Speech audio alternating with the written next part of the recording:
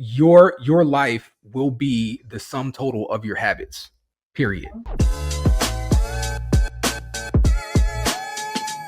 Today, we are so thrilled to have a big name in the real estate world and a former U.S. Marine join us. He is a dynamic figure in real estate and combining nearly 2 decades of industry expertise with a distinguished military background.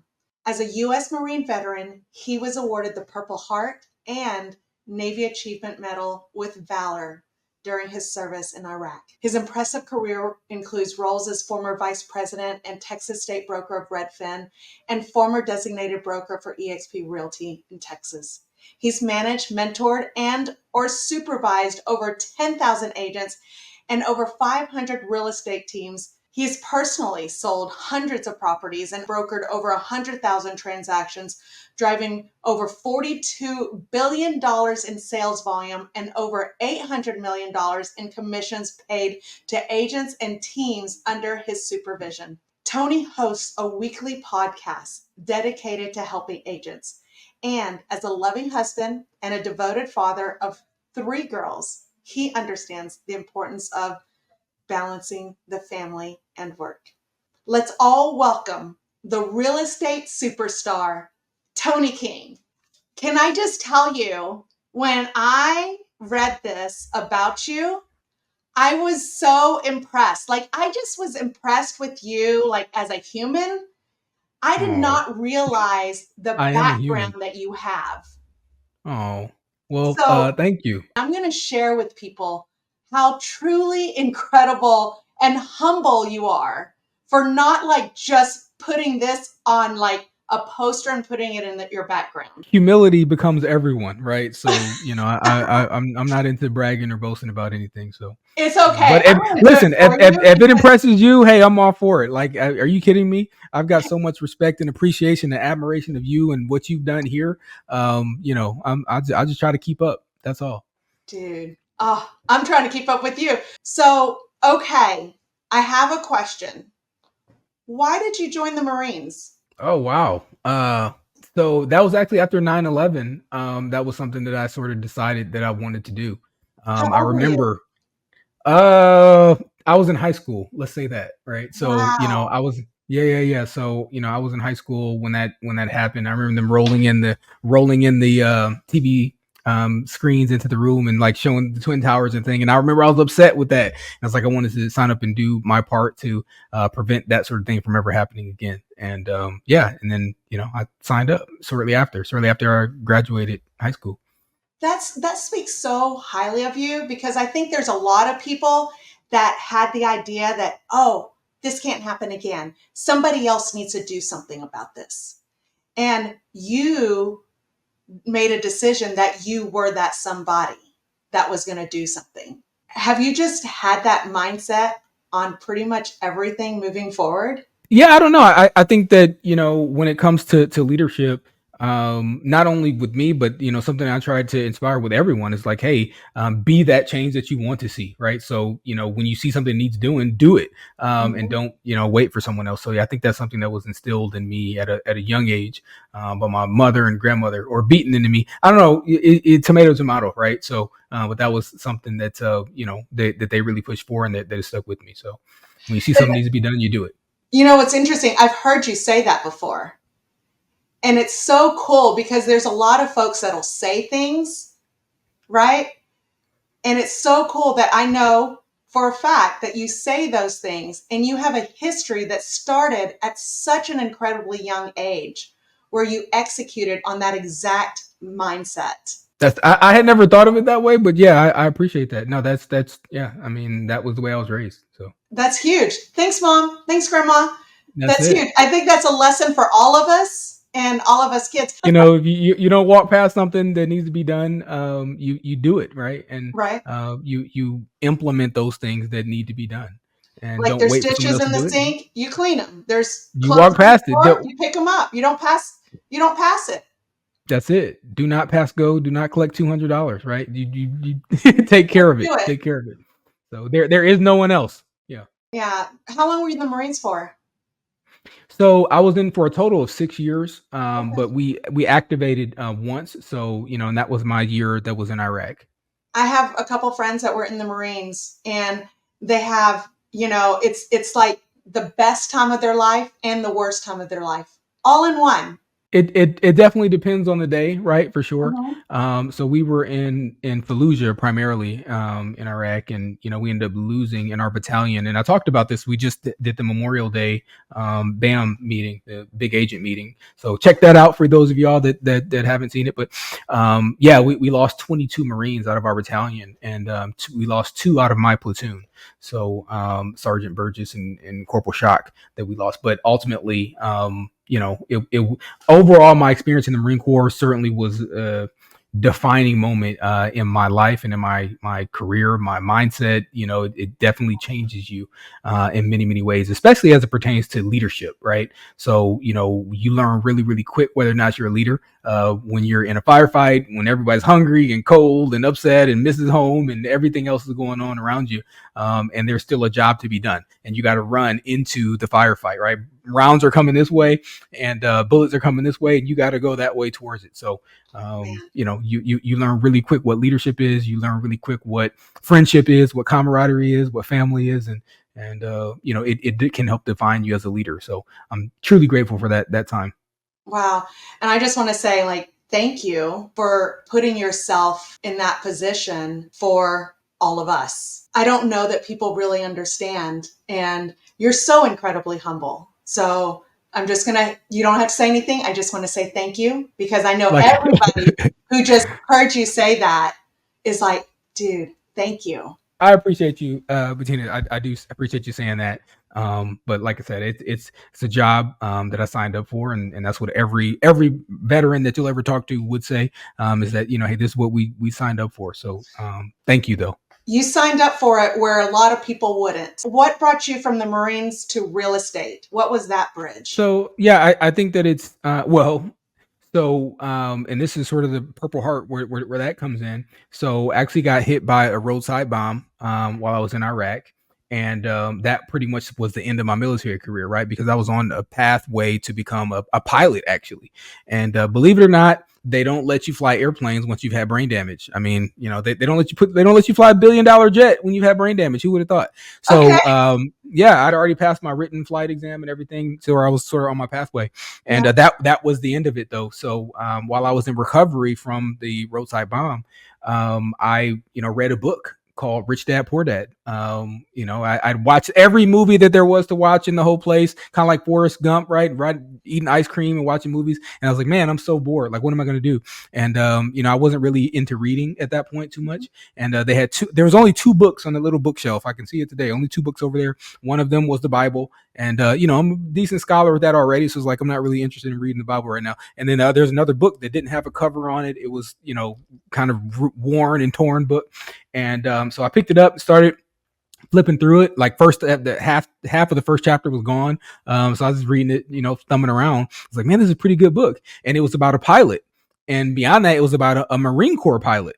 And beyond that, it was like kind of a mindset book, and I was like, man, this book's really speaking to me. Yeah. And come to find out, it was Rich Dad Poor Dad, who was a Marine Corps pilot at one point. And I was like, yeah, I got bit by the real estate bug at that point, so I knew what I was going to do. So I got back from my deployment, and I spent my deployment money on my first couple of investment properties, and that's how I started. It's just as an investor, flipping houses and Really? doing subject twos, and as an investor. So that's kind of how I got started. And I got my license just to be able to help me in my investment career. And from there, it's like, man, this That was thing going to be my sort of took next me from there. question. Were you that guy? I And was that guy that just didn't want to pay commission. Like I was like, I don't want to pay some agent. Who wants to pay an agent commission? So I was like, I got my real estate license. I can sell my own listings. Plus, I thought, hey, if I had my license, I could help out my friends and family and maybe pick up, another stream of income on the side. So I got my license, and very early on, friends and family start to ask you, hey, help me sell this deal, or how much you think this house is worth, that kind of stuff, and yeah. you start to kind of build a business that way.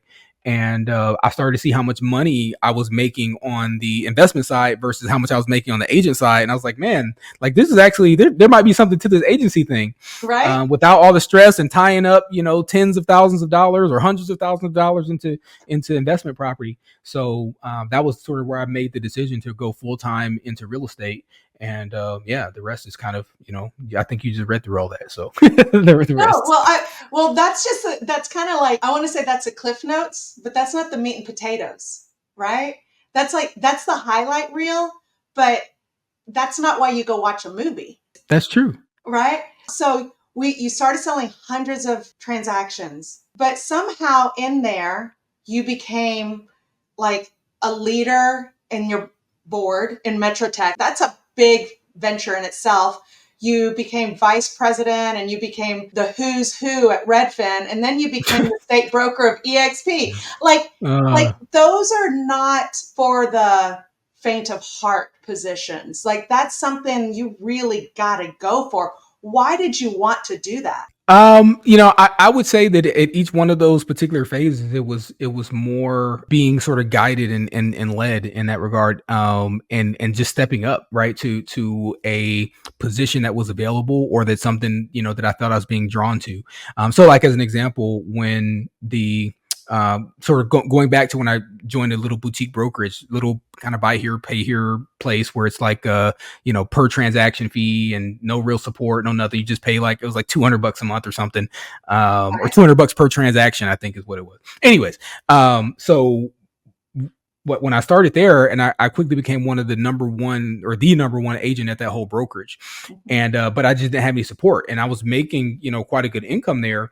And then from there, I was like, man, what if I really turned it on? So from there, I went over to Remax, and I was so hey, I want to join the big balloon, right? Because I need a brand, right? Everyone's had it. So You fell that's for where that too? Yeah. I did. I fell for that. So I jumped on the balloon and rode the balloon for a little while. But again, didn't really have the support that I was looking for there. But I had, but what it did do is that this was really kind of my first full year in real estate, and on the agency side at least. And I was the number two agent at that, and it was in Frisco, right here in Frisco, Texas. I was the number one agent or number two in the office. I was like, man, I burnt out though, right? Because at that point I was doing like 50, 60 deals in just like my very first full-time year. That's like rookie of the year and blah, blah, blah. Yeah. That's Yeah. Yeah. 40s. We So always say 40 is that comfortable, sustainable number.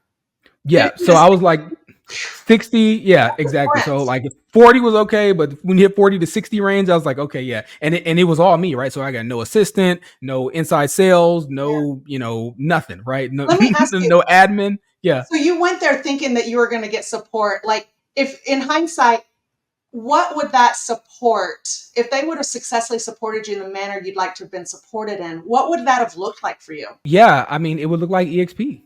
Can I say that? Right?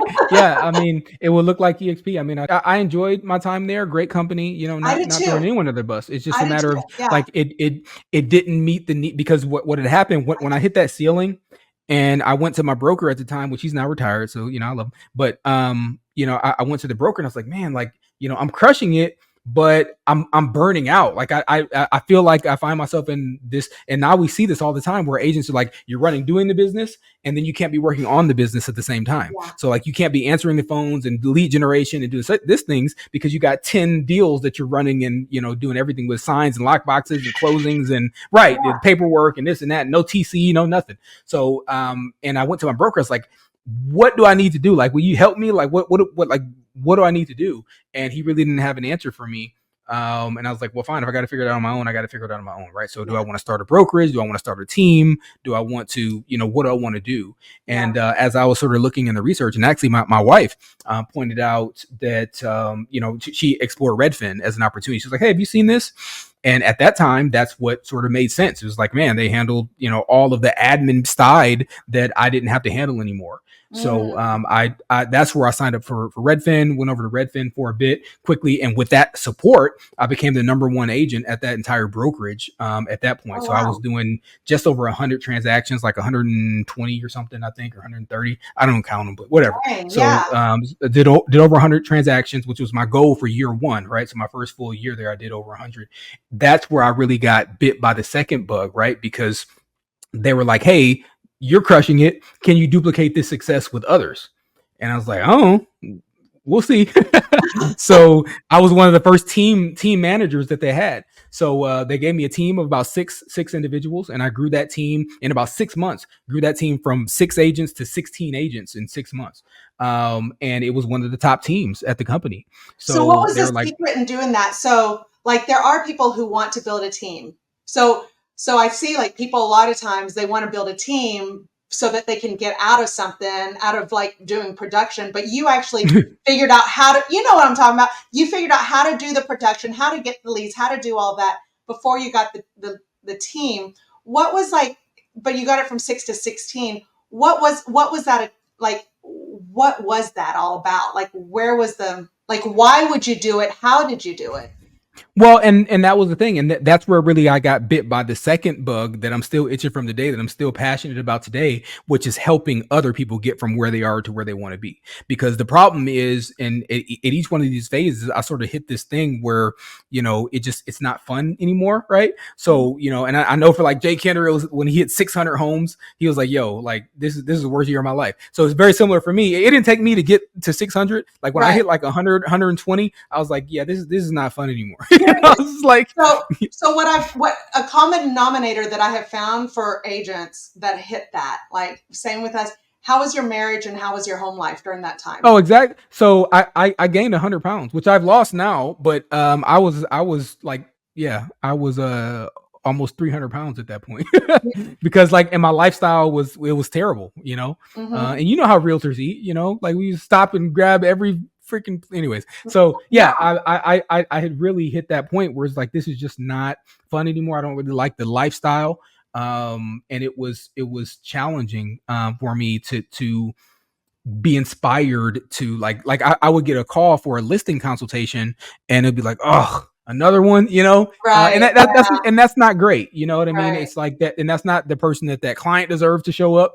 And you should be someone that's excited to be there and doing those things, and listings and buyers. It's like, oh, a buyer who, okay, I need to send this buyer to someone, I need to send this a referral, So I have a question. so Now that you've helped yeah. so many, you've like 500 teams and thousands of agents, the teams that do it well, Yeah. right? That don't go there because we know how to do it. So many of us know how to do it wrong, but the ones that do it right, what is their secret sauce to doing it right?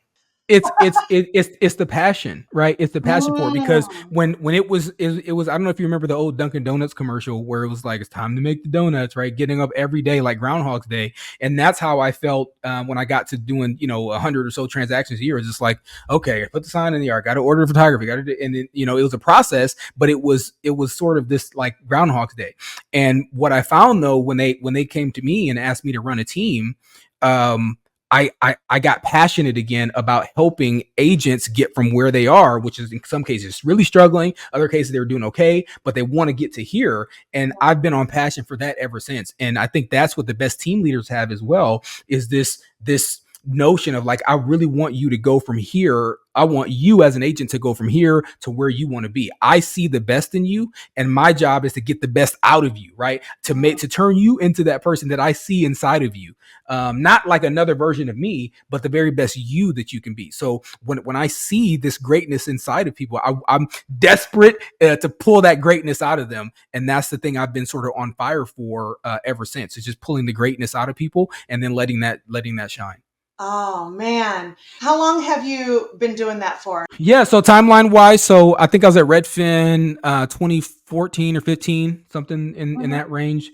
And then from there, I think I was the broker in 2017. I don't know. This is the internet. Everybody's going to be searching, so I'm somewhere in this range, right? Don't quote Ish, me. yeah. So ish, We're yeah, not yeah. holding I you think like I'm right. in a great-ish world if it was like longer than 5 days ago. So we're good. Exactly. I don't remember what I had for breakfast this morning. Are you kidding me?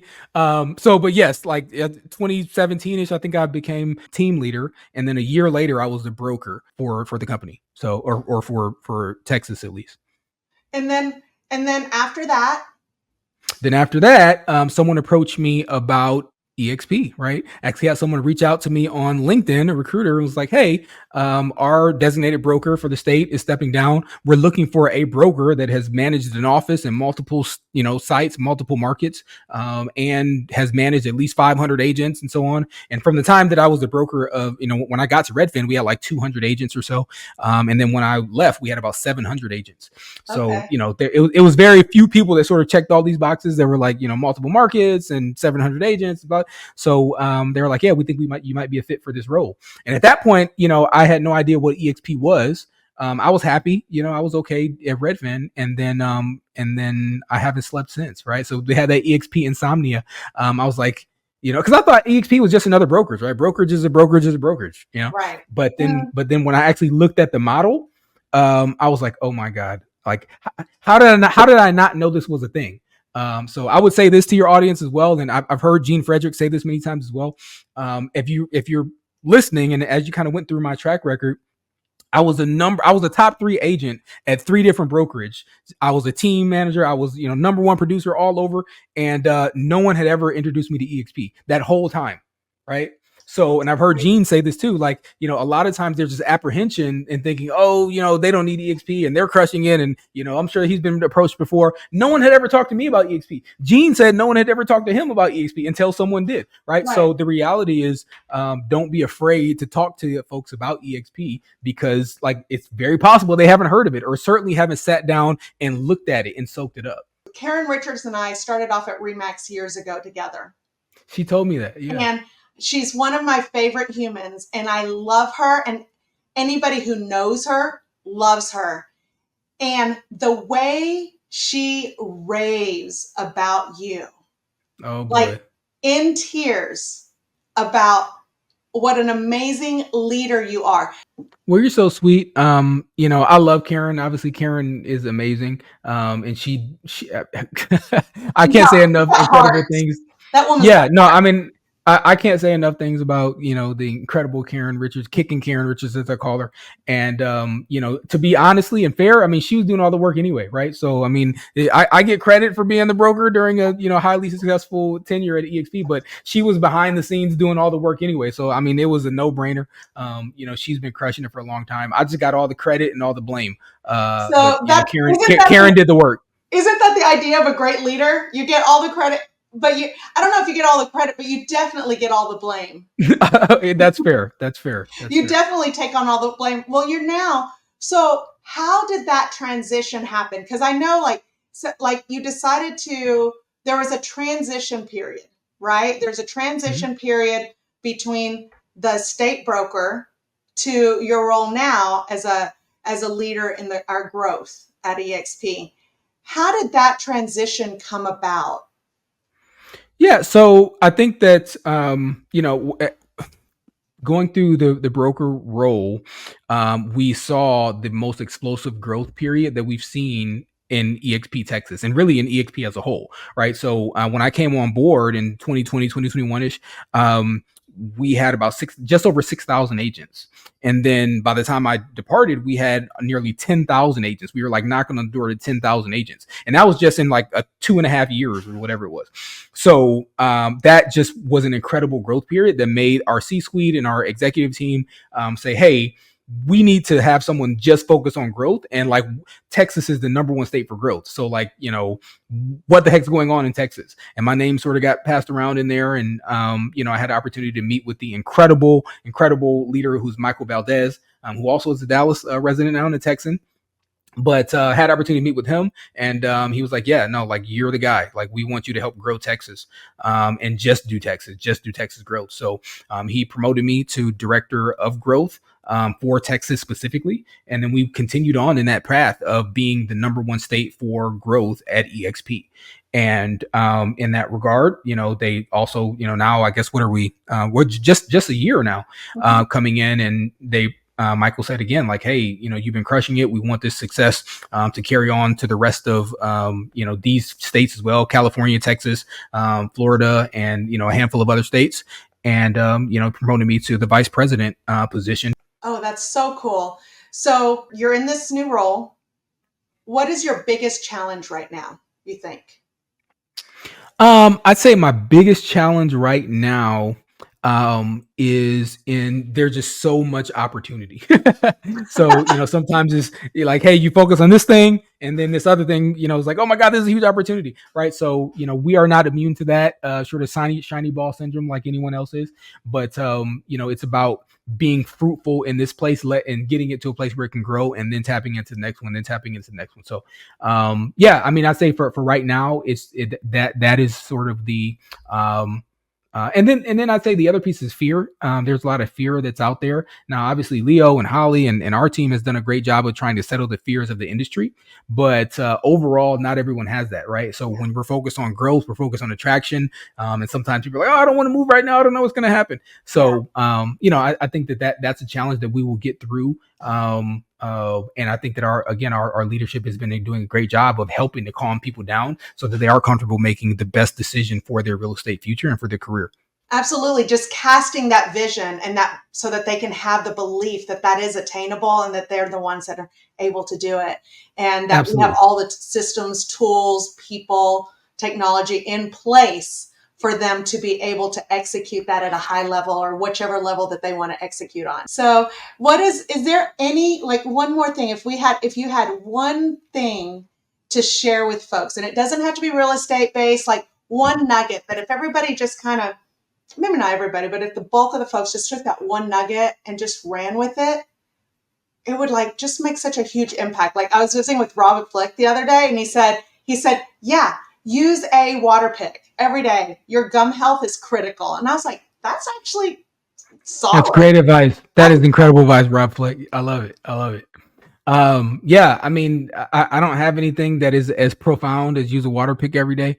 What I say is, and actually I do. I mean, it runs in that same vein.